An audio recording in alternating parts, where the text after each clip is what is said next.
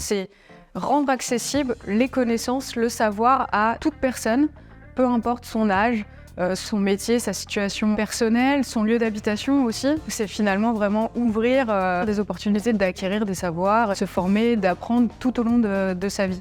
Cette expression de démocratiser le savoir, ce qui est intéressant, c'est qu'elle utilise le terme de démocratie, qui part du principe que tout citoyen a les moyens de débattre, de délibérer, de prendre part à la vie de la cité.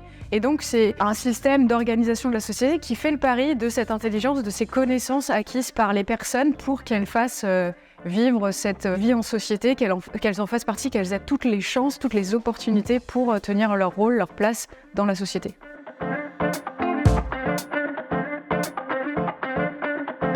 En effet, le numérique permet de démocratiser les connaissances, à la fois quantitativement et qualitativement. Quantitativement, on a accès à bien plus de connaissances grâce au numérique.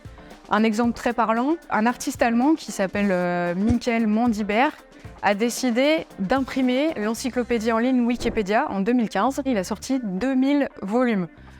Comparativement, une encyclopédie traditionnelle qu'on avait dans nos bibliothèques, c'était 20 à 30 volumes maximum. Donc c'est 100 fois plus de savoir disponible, de connaissances disponibles, dont la valeur est vérifiée et validée.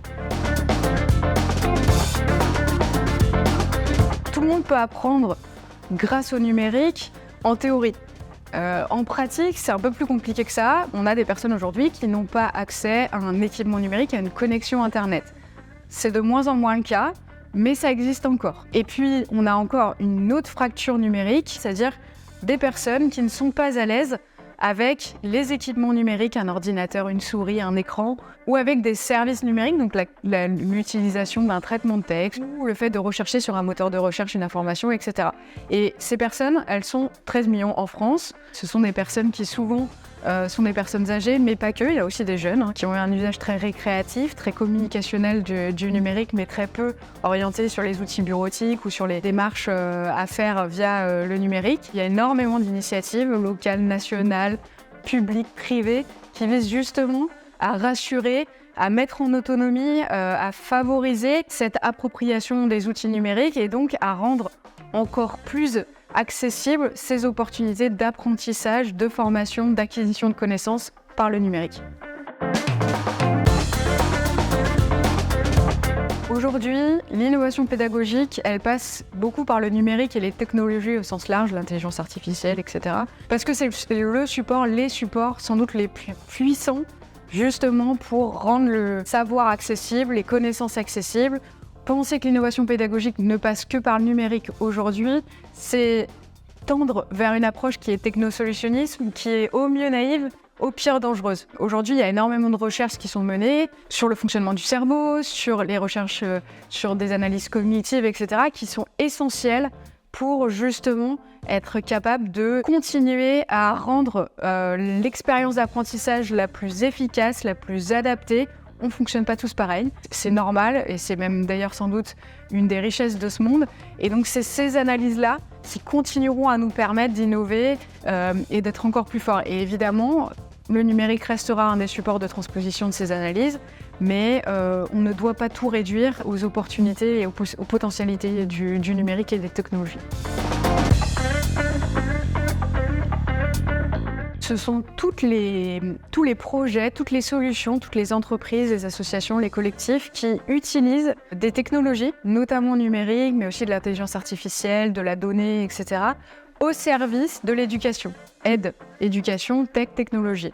Et donc ce sont des projets, des solutions qui visent à utiliser le numérique, les technologies dans tout ce que le numérique rend possible, pour viser l'excellence dans l'expérience d'apprentissage de toute personne. Aujourd'hui, on sait qu'un des défis auxquels la société doit répondre et doit faire face, c'est la question de l'acquisition des compétences et du renouvellement des métiers, de la disparition de certains, de l'apparition d'autres, mais également de la transformation des métiers qui durent. Les EdTech travaillent à apporter des solutions qui vraiment vont utiliser ces technologies au service d'une formation tout au long de la vie, au service d'un apprentissage qui est plus fluide, qui est plus personnalisé, qui est plus adapté à un enfant comme à un adulte en reconversion.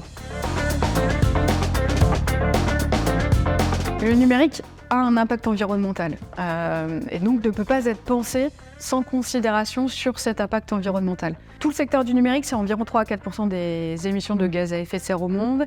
Et en France, l'empreinte carbone du numérique, c'est environ 2,5%. La majeure partie de l'empreinte environnementale du numérique, elle se trouve au moment de la fabrication des équipements numériques. On sait que réduire ou limiter l'impact du numérique, ça passe notamment par réduire l'obsolescence matérielle et logicielle des équipements numériques. Ça passe par ne pas promouvoir le renouvellement trop rapide d'un téléphone, d'un ordinateur, etc.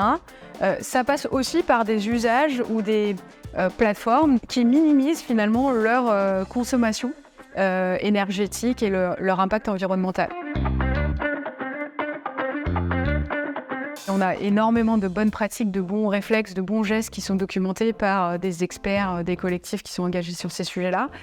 Par exemple, ne pas faire en sorte que son contenu pédagogique ne soit accessible qu'à partir du moment où on a tel système d'exploitation, tel logiciel, etc. Faire en sorte qu'on puisse imaginer des sites qui soient éco-conçus, donc avec vraiment du code informatique qui prenne en compte cette empreinte environnementale et qui la réduise en termes de police, en termes d'image, en termes de langage utilisé, etc., etc. Donc il y a un ensemble de solutions, de bonnes pratiques, de bons gestes à adopter.